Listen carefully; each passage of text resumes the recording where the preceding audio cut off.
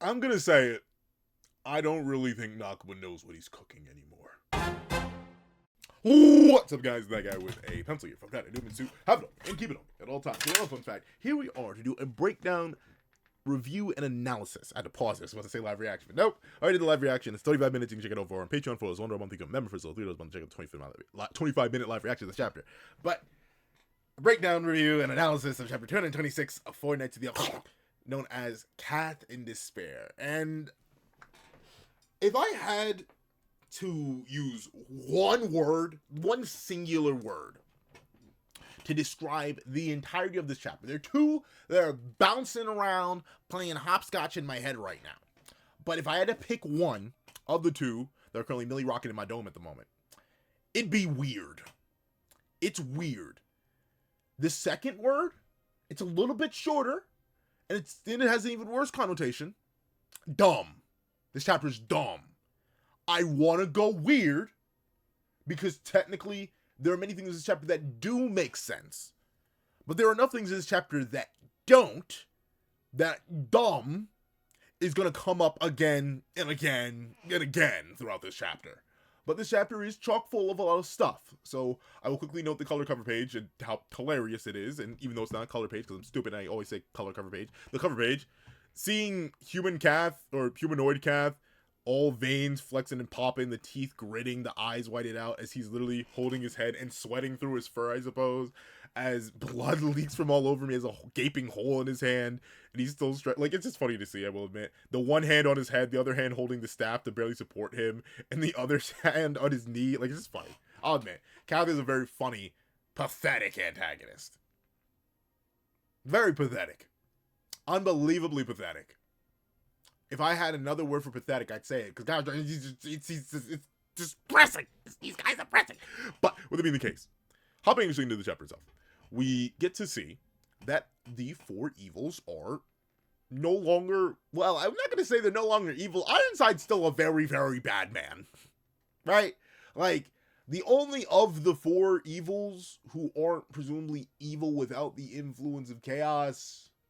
Actually, Ironside may just be evil. Because, like, for all intents and purposes, well, Beltreep isn't the nicest guy. And he wasn't the nicest of kids either. So far, it seems like a lot of his stuff was, for his daughter at first. Then he got chaos slurped and went crazy. Which, isn't really his fault. Worldane literally birthed an entire species. That's her only motivation as far as we have right now. So, like, she created an entire species and she just manipulated them because of, once again, chaos. Pelgard loves his wife. They're literally the only reason he worked for Carther. He loved his wife. And also like, he was working for Arthur beforehand. And then, from that point on, he loved his wife. Ironside's just a bad man. So, I would say the four evils are not evil anymore, but the four evils are not empowered by chaos anymore. And this comes with the effect of them waking up as themselves. As we see Ironside slowly go, Is this the capital of the dead?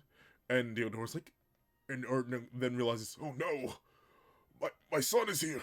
It is! Where's my wife? Dora? And Theodora goes, Dad! Oh, I thought you would never open your eyes again. Which, I can't blame Theodora for it. Because you gotta remember, we don't know what he was given, right? Before this whole invasion thing started, he was given, like, some special thing from Hauser and crew. But, very specifically, in Theodora's eyes, last thing he had just gotten his daddy back in some way, shape, and or form. He then saw him gigamutate into an omni-chaos being. He saw that chaos being get absolutely wiped by Lancelot. And then last he saw, his dad was laid out on the ground. They got kidnapped by the weird evil face of the king dude that they serve. Then he came back wordless and evil. So yeah, I don't blame Theodore for being like, I thought it was over. No, I thought it was raps, Pops. I'm glad you made it, Pops. That was over. But we see that naturally, as Theodora is doing a hop, skip, and a jig over the fact that his daddy is daddy, and we see other daddy, thicker daddy, go, why? The chaos had taken over all of our senses. And Pelgard is the one to say this, as naturally Edlin's like, hey, these guys are still called the Four Evils. And yeah, they're massively nerfed, but shouldn't we tie them all up while we can? Like, we could probably still get dipped if we aren't careful. Ballin, he can infuse fire into his physical attacks. You're fried, G. And we see Pelgar completely ignore Edlin as he goes, Hey, you all right there, Belgard? Which tickles me, man. Pelio, of all characters from the original series, to get as consistent, even if it's not much, right? Pelio doesn't have like any crazy feats or wild statements like current Four Knights Hauser, apparently being able to make attacks that have like beyond commandment, arguably archangel tier level fighters being like, oh wow, that's actually big, bad, and dangerous if someone gets hit. Like that, not that level of involvement. But Pelio sticking around as grisly as he has as a character from the original series and being such a fantastic character and having a lot of good dynamics, like genuinely impressive. Like one of Nakaba's best, like I'd say, if not tertiary, quaternary characters to date, bro. Pelio's always goated, and I love his dynamic with Pelgard, because if you remember, these two did actually fight and have at least some sort of dynamic and banter all the way back in the Invasion of Leonis arc, well over, not 200 chapters, but nearly 200 chapters ago. But with it being the case, we see that Pelgard is worried as he goes, "You, stay back. You're in danger here. We're still ruled over by the chaos." Which, I don't blame Pelgard for thinking that, but dog, if you were, how do you think you're speaking right now? Like, buddy. Potato chip. How on earth are you communicating right now if you're still ruled over by the chaos? Let's get some synapses firing, Pelgard. That's how that works. But with it being the case, I don't blame Pelgard for being very worried, because you'll remember, even after they had quote-unquote been ridden of the chaos, when they woke up, apparently it was still slumbering deep inside them. At least a drop of it that Cath super reactivated when they came to interrogate him after the Skype call with his sister. So I do not blame Pelgard for being worried. And I do like that he still does express that concern for others, specifically these fellow knights, and presumably Pelio specifically, as he does have... Oh, wait. Yeah, we gonna squat. At least he does have some sort of like genuine proper dynamic with Pelio. So it's nice to see him be concerned. Especially considering like the only other character he supposedly had concern for was Percival, even more so than his own wife, as that was the thing that broke him out and had him get Chaos super hacked back in Onfuin. But speaking of characters who got super hacked back in Onfuin, we see both Worldane and Beltreep are still knocked out. And of course, that does make sense. Obviously, Diodora will definitely have a dynamic with his father, so it makes sense why he's there. And Pelio does have a dynamic with Pelgar, so it makes sense why he wakes up. And they're also the two main evils, right? As much as I do like Worldane, and I like the powers and the concept of Beltreep, more so they really like his execution, I'll really admit, or Damon in this sense, it makes sense why you have them knocked out. Gawain isn't here to have any sort of dynamic with her uncle. Though, I guess, like, the question is, where's Izzy? Obviously, Izzy isn't as a frontline combatant capable as Diodora is. That explains why Diodora is here while Izzy isn't. Diodora at least has the defensive magic ability that would trigger on any sort of damage he takes, at least from an external force. But for Worldane, she has nothing. She has no ties to anything but her lizard race and possibly Merlin, if we're still headcanoning that. I'm not sure what the general fandom consensus is on that. And Beltreep, he should see his daughter, but we know how Nakaba treats female characters. Yep, we know how Nakaba treats female characters. But with it being the case, we do get to see that ultimately my glorious, handsome, juicy, legendary, strapping, meaty, girthy King Balin is like, "No, I doubt you have any of it left in you." And naturally, Pelgard, wondering what's going on, as he was presumably stripped of his senses, and considering he says senses, and then, or, wait, no. What does he say? He did say senses, right? Yeah, taking all of our senses. Presumably he doesn't even have, like, memory of what's happened, especially what happened when he lost the Super Chaos Amp, as he questions, "How do you know?"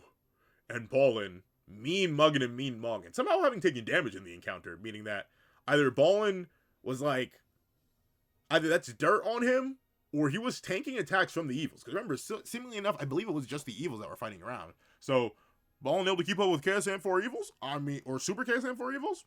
We take those, or at least survive the after effects of one of their battles. But we see that Balin goes, "Pencilman has been squatting for too long. He doesn't really have the durability like that, so he's going to get down. But, given the gap between him and this..." Oh, okay, no, let me sit down first before I read my glorious, handsome, legendary King Balin's lines. Stomach don't cramp, stomach don't cramp, stomach don't cramp, stomach don't cramp, yeah, stomach don't cramp. Whew, I nearly did, though. Whew, I nearly did. Stay in shape, folks.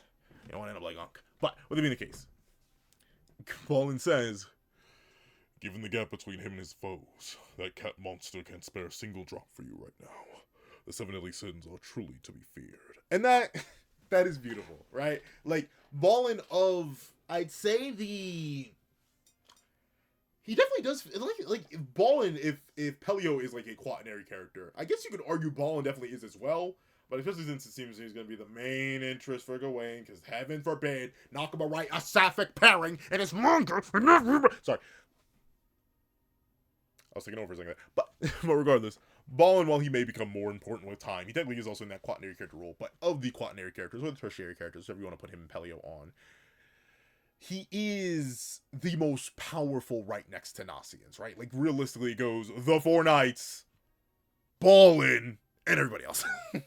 He's clearly still above, like, Donnie and probably even Nasian, just because of their lack of experience with the Spirit Spear. Like, Ballin is just him. So to have Ballin be the one to attest to the sheer power of the Sins and Cath is very, very nice to see. Especially considering, remember, he's new to all this, right? Like, he spent his entire life looking for, you know, a genuine challenge. That's why he was roaming around Onflin. But now that he's, like, actually seeing the levels there are to it, he's like, no, there's a good reason why the Sins are these legendary chaotic monsters that need to be feared. They're like that. And speaking of like that, it's weird to see Cath like this, where he's got the crack, bro. Like Cath crack, not on my bingo card, dog. Of the top 50 million things I never need to see, Cath crack. But Naguma just forgot to draw his tail here, so it draws attention to the fact that he do have a whole crack out. But with it being the case, we see that currently Cath really isn't doing too well, just as Ballin claims. As Ballin says, this is true God-killing force. And that brings up a very, very important point. And something that, shockingly enough, despite how long and in-depth and complicated my reviews are, I would say I haven't even got into, as far as we know, there is no end point. There's no win con for the Sins right now. There is, but there isn't, right? Because Cath is immortal, transcending even immortality, realistically. The man's not a man, and what man there is of man is also still immortal, right? Like, he's got chaos infusion, he's got a ton of magic for, like, he's literally indestructible. They don't have a way to beat him right now. They're bullying him. We will see them continue to bully him in this very chapter. But it's kind of like, it's kind of rolling the boulder up the hill for all my Greek mythology fans out there. It's the whole Sisyphus of it all. Dog, they can beat on him as much as they want, but they don't really have a way to stop him permanently. But they actually do, right? Here's the main thing, and the thing where I get to this chapter being weird, if not a little bit stupid. Honestly, the beginning of this chapter plus a few things later on do actually save it from a certain fate, if you know what I'm talking about. But with it being the case, Mel, technically, for all intents and purposes, has a way to defeat Cath. You know what it is? Have you forgotten? Because he used it like once, and the only time we ever actually see him use it on screen is like in a flashback after he's undone it. Don't worry, if you've forgotten, I'll remind you, Meliodas can seal things with his darkness. And clearly, we know that sealing in the verse is still effective on chaos tier creatures. And just if you go what now does feel maybe even more and more possible, the idea that the gods don't actually scale to any percent of chaos. If the gods, who don't even scale to a percentage of their creator, were able to seal away their creator, Meliodas, who probably has sealing at least similar to their levels, could seal away Cath, but he doesn't do that at all this chapter. He doesn't even bring it up as a hypothetical option, which is weird. And then also remember, if only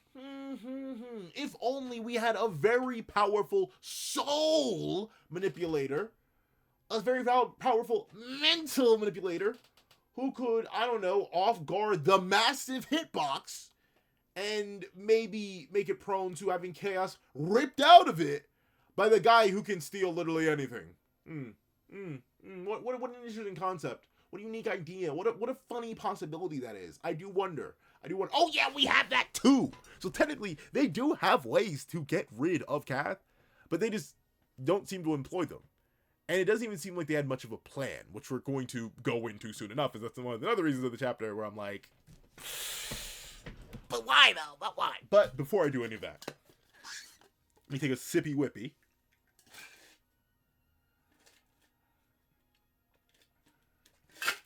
Stay hydrated, folks. But very particularly, we see that Bon and King are fighting Cath. There are so many layers of weirdness. But hey, y'all. I want us to use our giga fat, super thick, meaty brains here.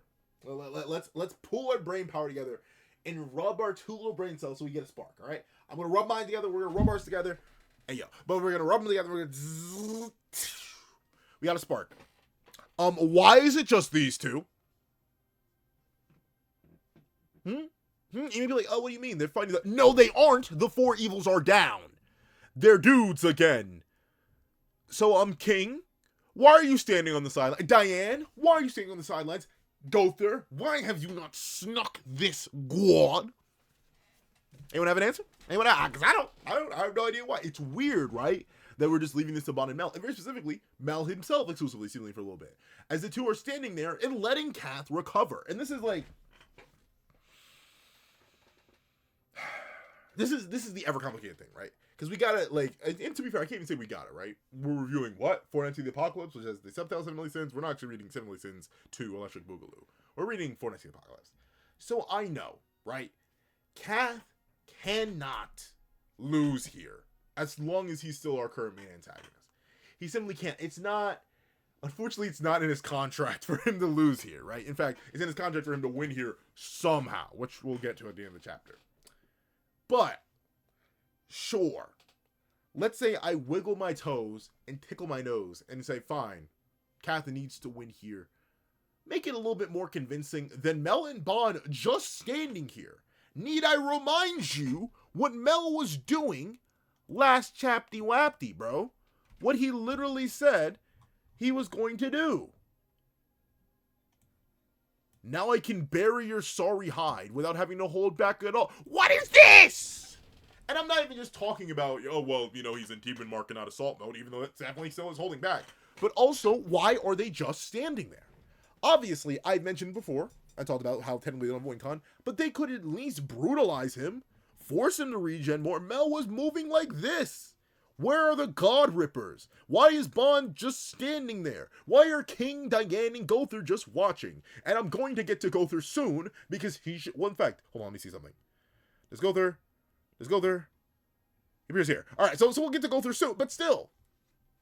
I don't get why they're giving this man time to do anything.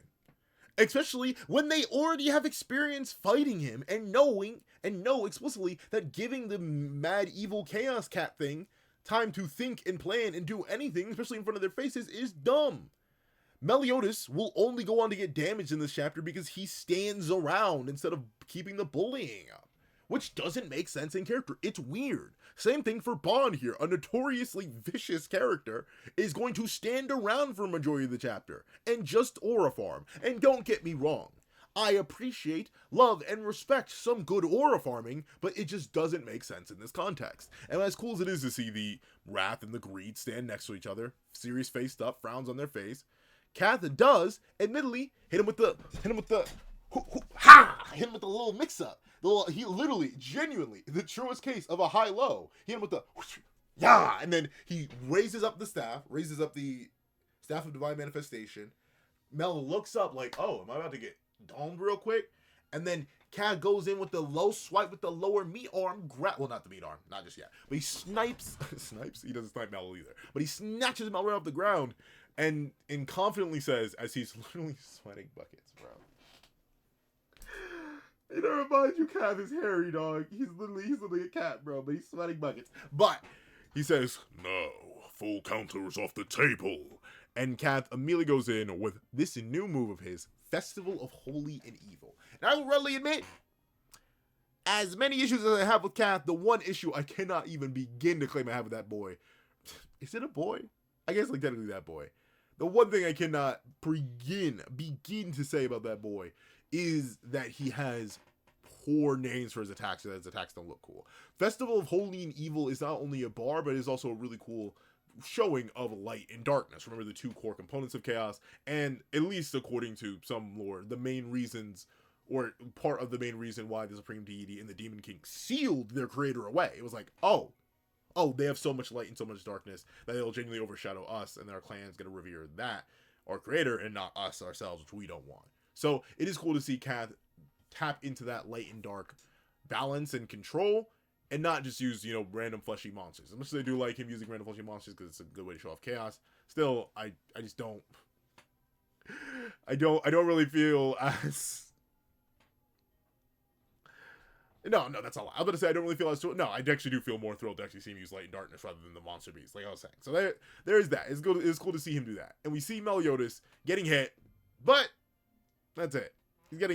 he's not really taking even a lick of damage. Now, this is obviously more what you think it is. It is more Meliodas upscale. The fact that he is still clearly holding back and taking basically no damage from a combination of light and darkness from the source of all light and darkness, at least a lot of it. I know not literally all of it, but still, very, very impressive on his part. Literally in this first interaction of Festival of Holy and Evil, while Cath seems to be putting their all into it, or at least a good lot of it, it doesn't do much. Cath literally gets their hand torn apart as Meliodas rips out, swinging Lost Vein through them, and setting Cath up. However, Cath does keep the pressure on, and Meliodas is forced to keep taking more hits because he's not being helped at all.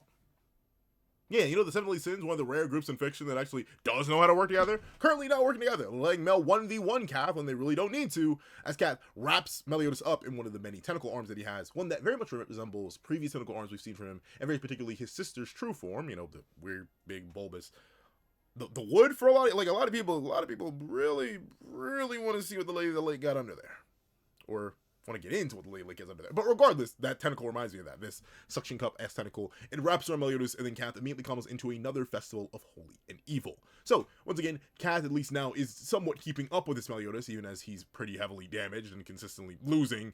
And this is Demon Mark, seemingly full power base Meliodas. At least taking the idea that when Meliodas made the statement last chapter that he was going to not hold back at all, maybe he just means Demon Mark. The only reason I even hesitate on that, though, is because, like, this clearly isn't full Demon Mark either. At least it's not consistently drawn as full Demon Mark. It takes up his entire forehead. But, like, full stress in it, nearly assault mode Demon Mark isn't just, like, one little spike here or the full forehead. It's, like, full spikes on both sides. He just doesn't have that right now. He still seems to be holding back. And obviously, still no assault mode. However, once again, he is just fighting freely by himself. Even though the 4 other sins are perfectly free and could very easily help him.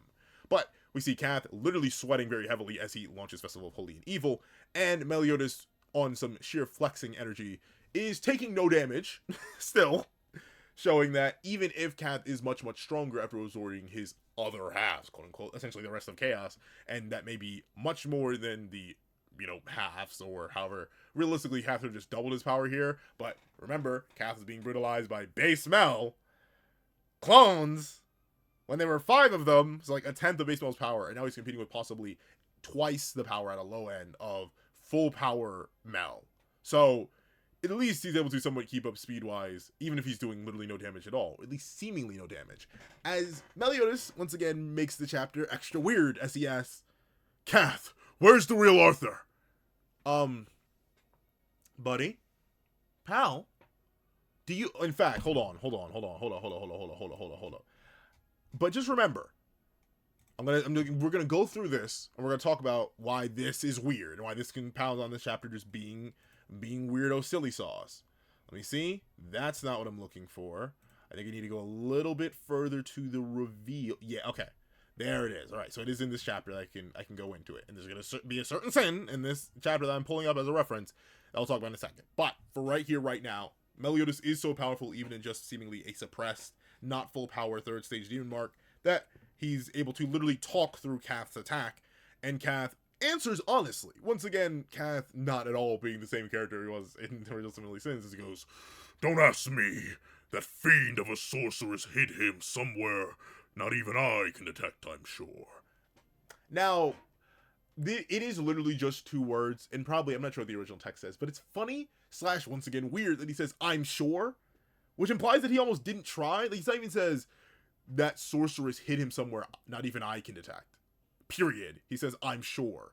As if he like maybe gave it half a shot, but didn't give it his full effort, which is somewhat consistent with what he said before to the 4 evils about, like, how he will end up consuming Arthur and Merlin one day, but not, like, 2 days? I don't know. Once again, it's just, like, Cath is just a weird, like, he's not Cath from End of Part 1. He's just not. Or, no, from End of Sevendeadlysins, he's just a completely different character now. But, speaking of being completely different characters, we see Mel burst out of the restraint of the meaty Chaos Arm and blow Cath back. Cath literally goes, "Argh!" as he's blown back and staggered into the wall. Once again, Cath is literally drooling, he's sweating, even if he is, you know, seemingly unkillable and all-powerful in some way, shapes, and forms, and has access to both light and darkness of the highest varieties, it's clear that he still is not, he's not really calm for even one of the sins fighting him. I wonder what the rest are doing. But we see as he goes, "Ugh!" and crashes back into the building, Bon is looking, Diane is looking, Gother is looking, King is looking, and they're all shocked and bamboozled to see Meliodas going, "Sorceress? You mean Merlin? Oh my, you sound pretty out of breath to me. Going full demon and launching that attack must have taken its toll. Weird, once again. Couple things. Number one, Gother. Buddy, pal, amigo. If you don't know one thing about EOS Gother, realistically, Gother post his awakening, I'd say, or like his reawakening to his old power level, specifically after the Nadia flashback and all that. Gother does one thing, and that's sneak people. And specifically, Gother has a really specific track record with gods of the Seven Deadly Sins duology. If you'll note, in every major battle against the deities that the sins are actually involved in, when Gother is there, when another sin is handling the deity, he sneaks them, as he should. Gother himself is pretty bummy stat-wise. Remember, this is the same guy who was head-to-head with base Chaos and Beltreep and was absolutely fodderized. Couldn't do anything to him. And then, of course, we had multiple amps for Belt, or at least a solid amp for Beltreep on top of that. Gother's just not that person stat-wise, right? And obviously that's for good reason. You can't let a person of Gother's hacks quality be something like that stat-wise, or else he'd literally break the plot. But he's in the perfect sneak the god position, but he's not doing it for some reason. Why? Remember that Gother has a certain ability.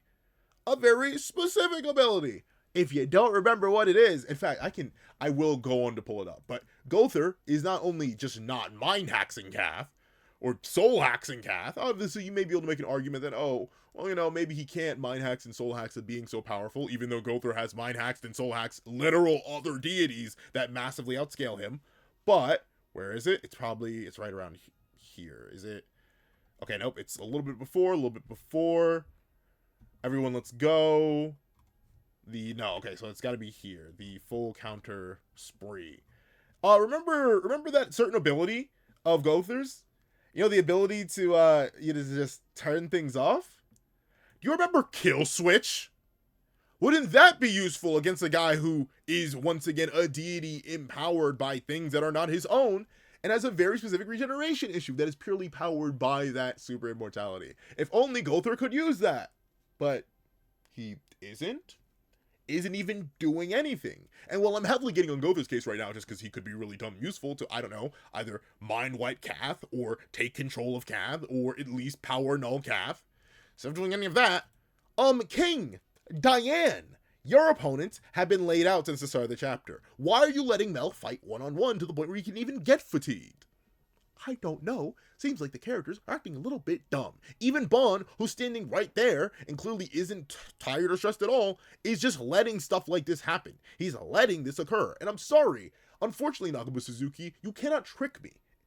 This isn't Dragon Ball, where the characters are consistently stupid enough to run ones when they really shouldn't. You have shown multiple times that these sins are more than willing to jump in unison, in combo, these god-level beings. And as bummy as you've made Cath, he is still at least currently if not beyond god-level being. But for some reason, the sins are letting themselves take turns, even though they have no other excuse anymore. I don't know. Next weird thing, Mel is actually tired. Why? And like, don't get me wrong. I know specifically, initially, my first inclination to this was like, didn't Mel fight the Demon King for 60 years in Purgatory? Yeah. And while admittedly, weirdly enough, his Purgatory clothes do appear in the real world, even though that was literally his soul the entire time, still, we'll discount that. Mel has better stamina than this. This is the first damage he's taken all fight from Cath. And of course, it is due to light particles, right? As Cath even points out, you know that chaos lies at the source of every clan. As he literally, I hate him, but I love him, bro. Like him literally like wiggling or like twirling a whisker in his fingers, bro. It's hilarious. But he says, you know, chaos lies at the source of every clan. That gives me control over the power of light, the greatest weakness of your kind. And that is very true, right? Admittedly, Meliodas has shown numerous times that the light weakness doesn't really matter when he drastically outstats you. Mael found this out the hard way. Heck, he loves and fought and survived battle with Elizabeth, despite her being the bloody Yeldy at the time, showing that he is still more than capable of resisting light, but, of course, Cath presumably has access to some of the purest and most powerful light in the entire verse, probably even above the supreme deity's light. So it makes sense that he would take damage here. And you can still go with the idea that chaos, even portions of chaos, are like exponential rather than traditional additional. So it makes sense he's able to take some damage. But it's weird to see that he's tired. Mel has fought much more intense battles of endurance than this. Do you remember Mel versus the 10 Commandments when he was much weaker? He was putting in work despite getting absolutely worked in the middle of that fight. He was taking damage from even Joel and Gloxini, but he was never slowing down. It's weird that the first time he takes any sort of damage at all, now he's huffing and puffing. When he's barely done anything. Once again, he's still not going all out. This isn't full Demon Mark or Assault mode. What's happening? Why is this so weird? And then, of course, there's another thing that's weird. Sorceress? You mean... Well, why did they not talk? Right? Like, obviously, there's just no game plan here. They don't seem to have any plan against Cath other than to guess just beat him up forever. No ceiling is being brought up. Gothers and Steak anything. But also, y'all remember chapter 216, right? Where who was present to learn about the true whereabouts of Merlin? And even possibly Arthur? Oh yeah, Gother.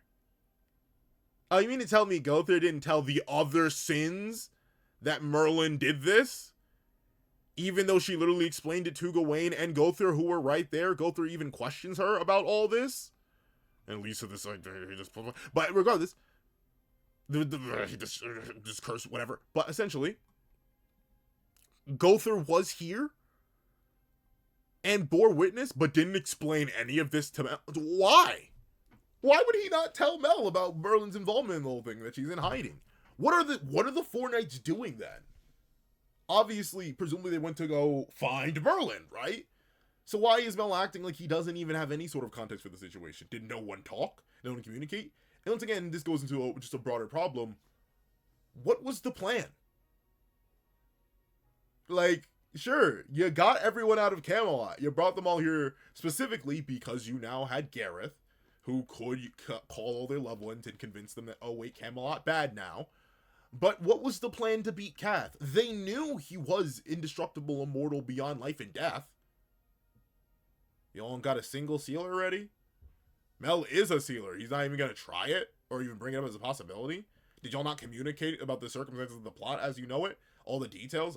I know Merlin said, oh, it's a big bad secret that could destroy Chaos in one blow. But, buddy, I'm pretty sure your leader should have learned that secret. Gother, person who was there and has the ability to literally broadcast information without saying a single word. So he could have completely avoided the whole idea that there are agents of Camelot hiding around. What? Like this thing, this chapter's weird.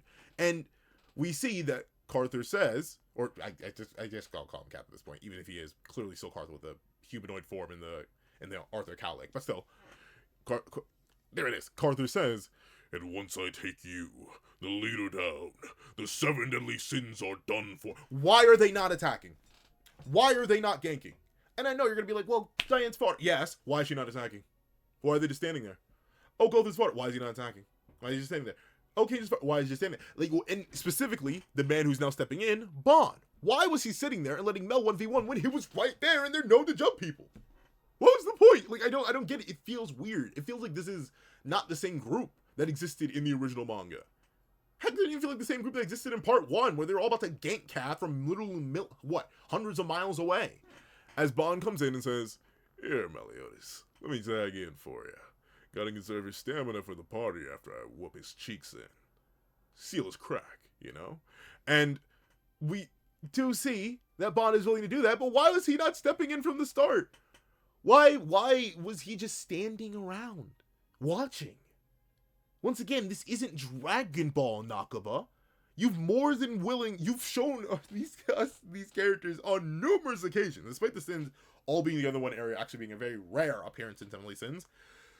We've seen them all in one area, specifically gank opponents even less powerful than them. Remember how they did Melascula?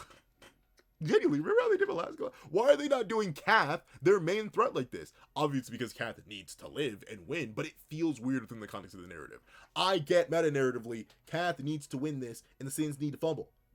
Why are we making them stupid to fumble? Why aren't we just making Cath viable enough of a threat that he can win of his own ability? Because right now, the Sins are just fighting weird and out of character. And Mel being weirdly stamina drained after taking no damage the entire fight and barely, not barely doing anything, but still doing little. Like, remember, Mel pulled off, no, we haven't seen a single trillion dark from Mel. Mel's pulled off like 2 magically infused attacks. He's done basically nothing, but he's tired and huffing and puffing after taking a lick of damage.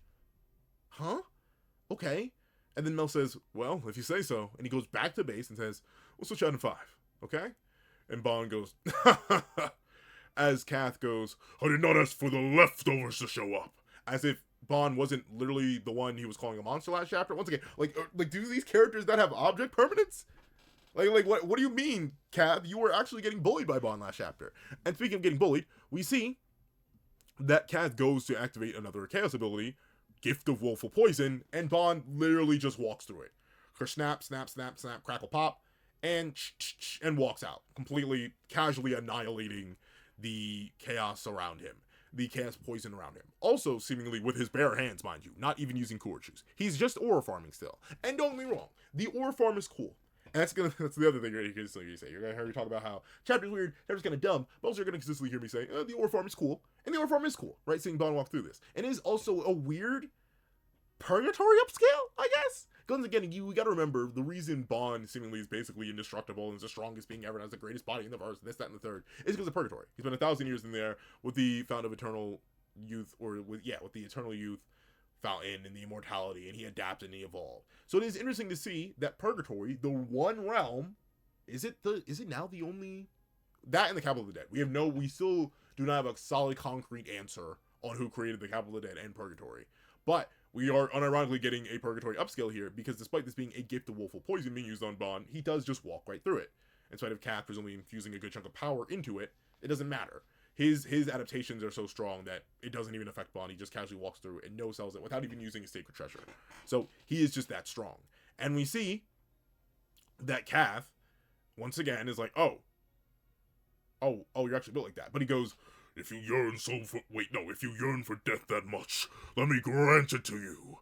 And we see he uses Bolt of Divinity. I like this attack where like the mutated chaos arm like reels back and turns into like a gaping maw that fires out a gargantuan lightning bolt. And now while we don't see Bond do this here, if you'll remember, this isn't the first time that Bond has been faced with like a lightning based attack from a deity that he just absorbs with core juice and then fires back. Remember Cursed by Light? He doesn't do that here. Because clearly he just doesn't need to. As he gets double comboed, he gets hit with Bolt of Divinity after walking through Woeful Poison. Then he gets hit with Festival of Holy and Evil, the light and dark tearing through everything. And Gother, instead of sneaking Cath, once again while Cath is clearly distracted and off guard, goes, all that force!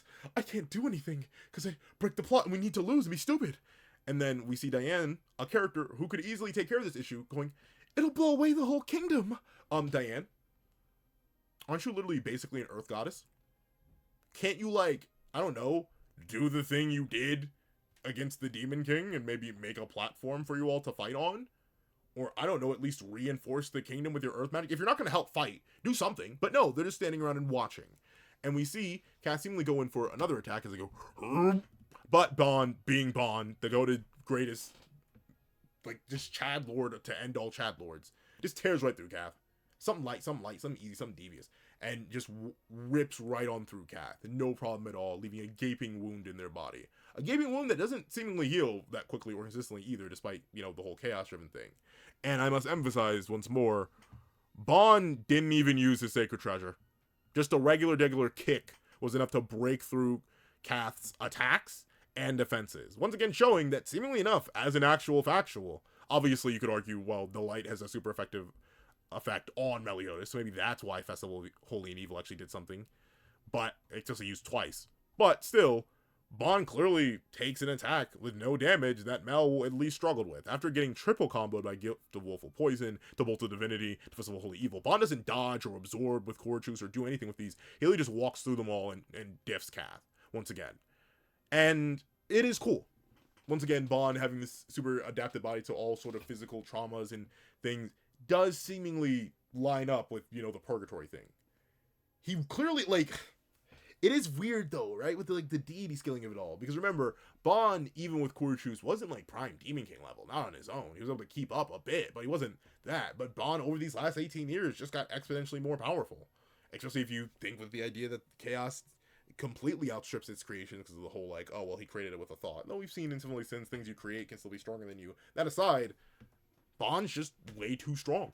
literally even stronger than Mel, who I'm confident in saying he was not stronger than at the end of Seven Deadly Sins, but clearly Bond has seemingly at least surpassed the demon mark version of his leader, as he takes no damage, and we see Cath go, ugh!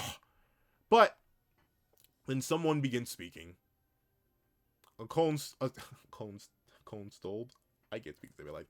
A stone cold, certified, licensed, registered, sandbagging, selling idiot. As someone goes on to say, and I'll even say, at least I assume this is who I think it is, just because of what ends up speaking here, and it doesn't seem like Meliodas is going to be speaking. It's the same for us all. The only difference is in how much time he and I have left. That's likely a few more decades for him. He might have survived purgatory, but no man can defeat his own nature. And then Cath's ear twitches at hearing that, right? Oh, Bond only has a few decades left. It's a big thing, if you'll remember, way back on the channel. That's the only thing with the channel. I think so many videos now. Way back on the channel, I even talked about how Bond reviving Elaine is kind of consigning her to the same fate, unless she literally herself. Because Bond is a dude again. Elaine is like immortal. Remember, Guardia lived 3,000 years.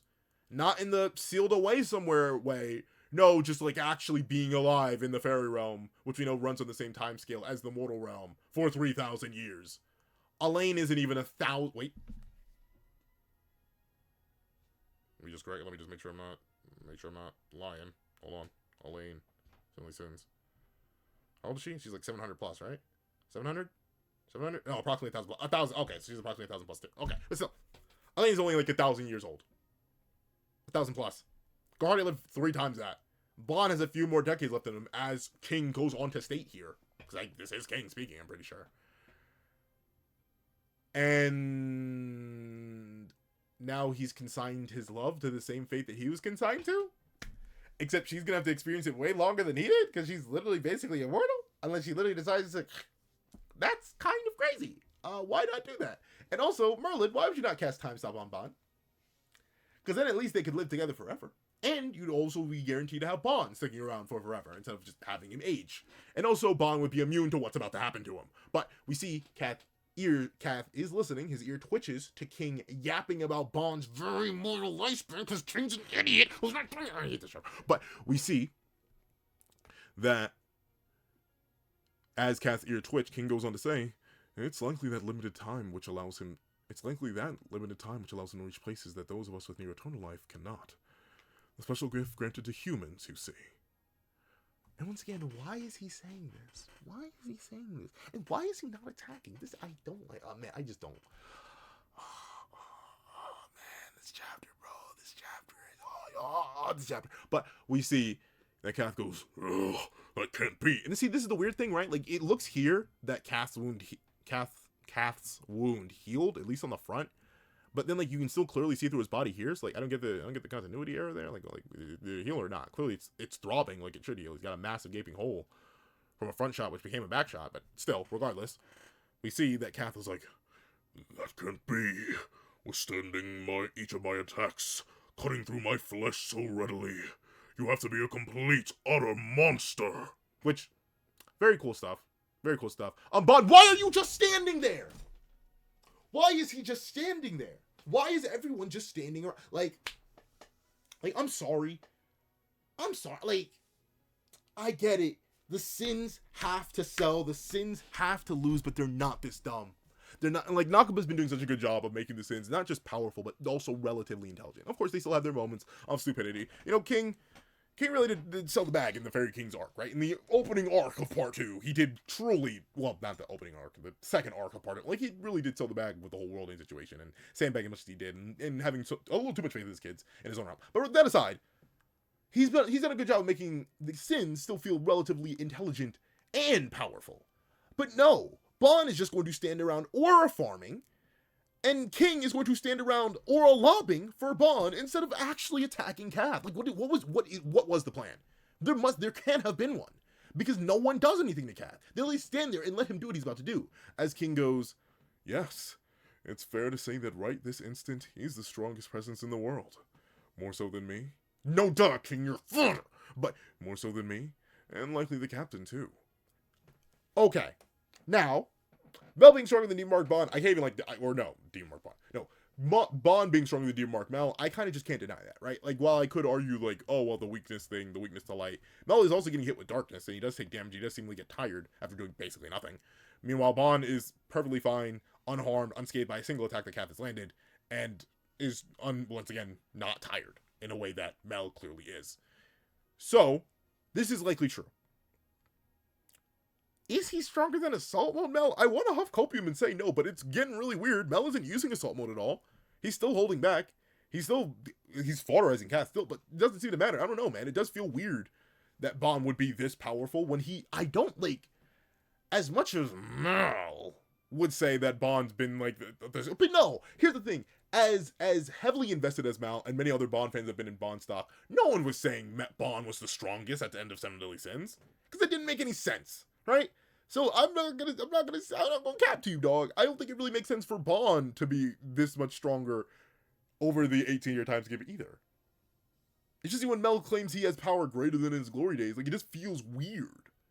But speaking of weird and characters being dumb and stupid, Bond stands here aura farming after King admittedly sold for Bond, right? Reminding Cath of his very limited lifespan, while everyone else is near immortal.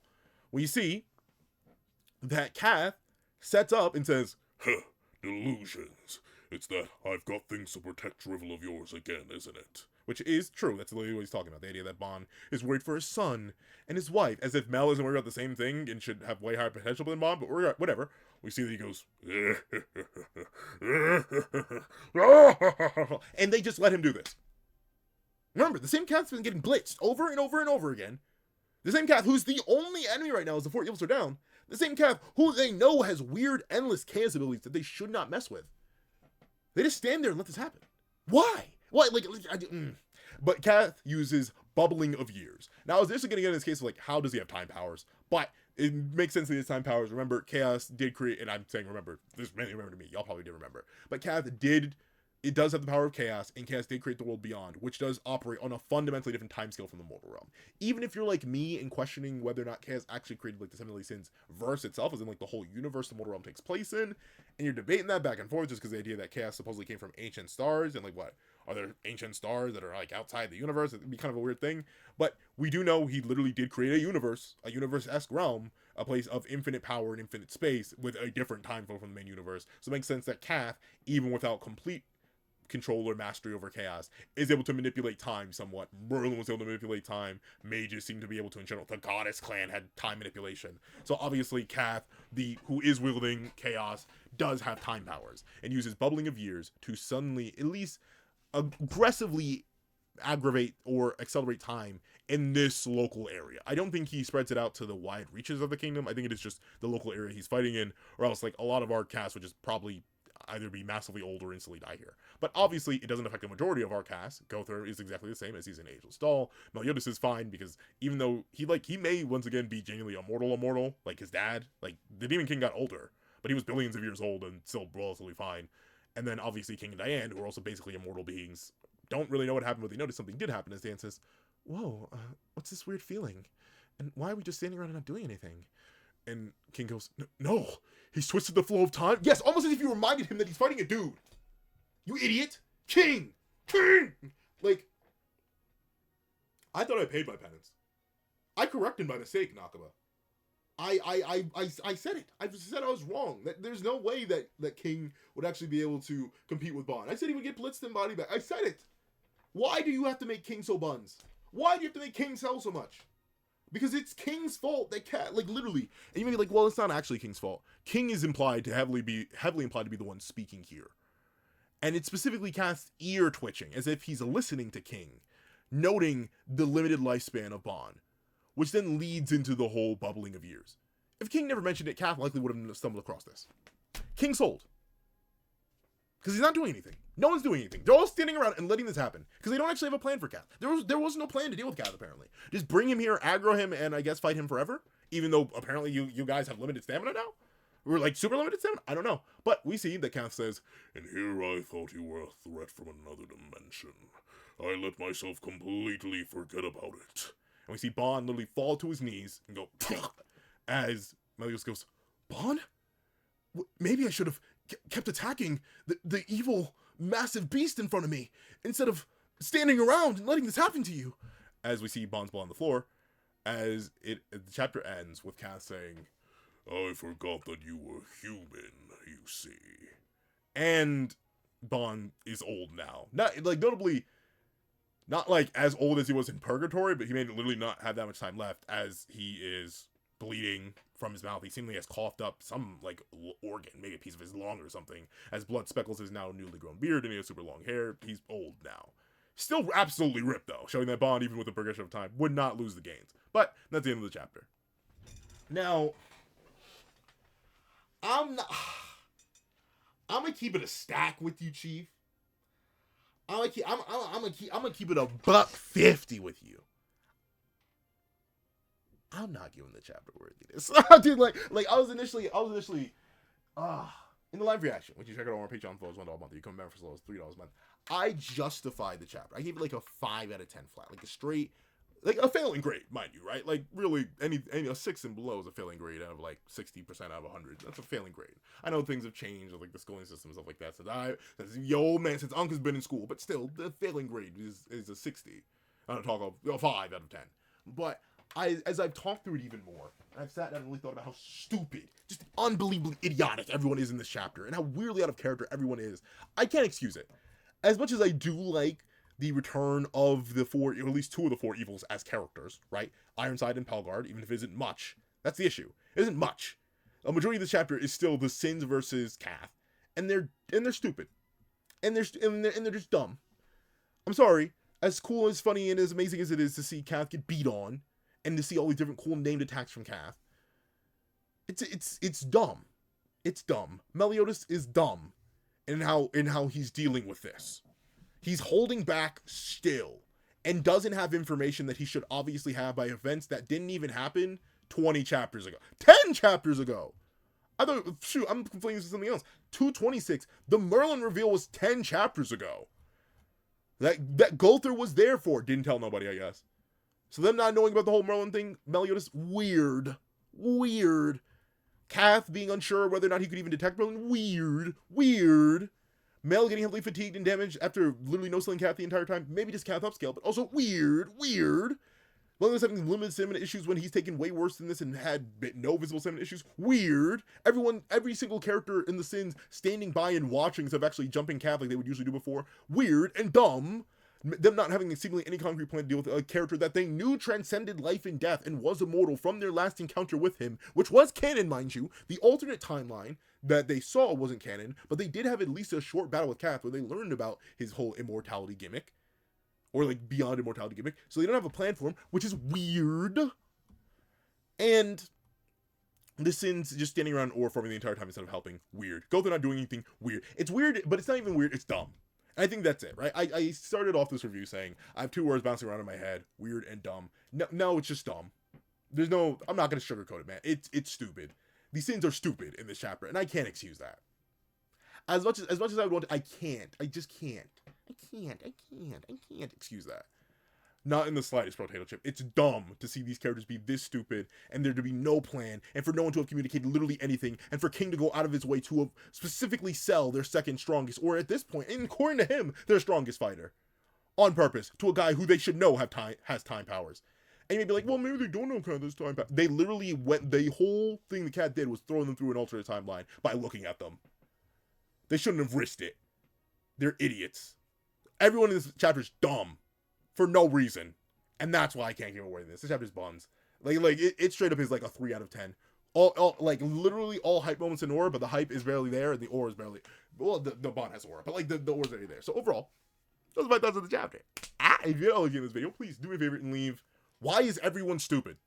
Like, I know it's just like a question, but literally, why is everyone stupid? In the comment section down below. And the things you've been watching, leave a like, share, comment, and subscribe. Make sure that leads to notifications so you don't miss out on any videos that come to the channal. Also, you're going to have a Patreon below, you support me for as low as $1 a month. These are exclusive videos, early content, and more. Also, now become a member of the channel for as low as $3 a month to get the same perks and more. Those perks include the live reaction to this very chapter, 25 minutes long, ad-free reactions to all my videos, early ad-free access to all my videos, early ad-free access to all my videos on the main channel, but all my videos on the second channel that got the reaction link in the description down below, and in the card in the upper right. And then on top of that, I do have the fact that if you're a patron member, you get your name listed at the end of every single video. And if you're a patron and member of $3 tier or higher, you get your name listed and read aloud at the end of every single video. On top of that, I do have a link to my code Fizzly in the description down below, where you drop 5 minutes to a short video, 20 minutes long video, or any views, and all any support is always appreciated. And I do my Twitch down below, which is every Friday at 8 p.m. ES Tizzle. We have a wonderful time. We yap, we chat,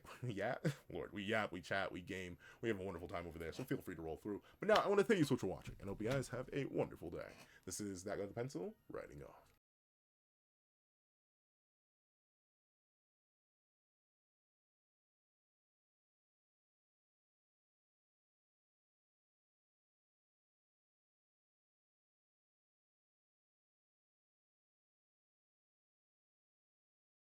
I'd like to give a thank you to our sketch tier members: Eternal Flame, Red Wolf 4765, Astro, Glacier XZ, Zera, J2MA, Buddha Ura, Yuki Ally, Grim, Ollie, The Boy, Corey Watson, Damon Brown, Dino, Hector Gonzalez, Tim Thomas, Kaving, RXN, Logan Guzman, Dead Meme, Keon Stewart, Donovan McIntosh, Hamza Idrisi, BNA DNA, Edwin Ingbignoba, Straw, Atenzi Shear, Antavius Mitchell, Superflame Zero, Weary Exile, Window Life, Alex Kenny, Todd, The Practical One, Landon Clapwick, Heath Nelson, CAET, Funny Dude, Jagoda, Plant Crone, Striker Man, Brandon Payne, Black Sage, Multi-Batman Superman, The Limbs, I Metatron, Sheesh King, Joe Bean, Aswin Hey Presetia, Sleepin' John, JMD KD, The Young Family, Pastel Pandora, Sino King, NMA, Karina Hernandez, Mo City King, DKG, Andrine Bonnet, John Malcolm, Akolare Babatunde, ASD 1234, Jesse Clapp, CCC, Ramondo Furen, SkyXT, and Victor Jacobs. Then I'd like to give a thank you to our line art tier patrons: A+A, Dread Zoen, Karina Hernandez, Kevin Encarnacion, Lil Kodo, Midnight Lord 21, and Sean. Then I'd like to give a thank you to our Inc. tier members: King RTX, Shrimpo the 4th Shrimp 06, and Zom. Then I'd like to give a thank you to our digital art tier members: J Warrior and AZ Void. Then I'd like to give a final thank you to our colored art tier patrons: Walkie Munoz, and Ernesto 430.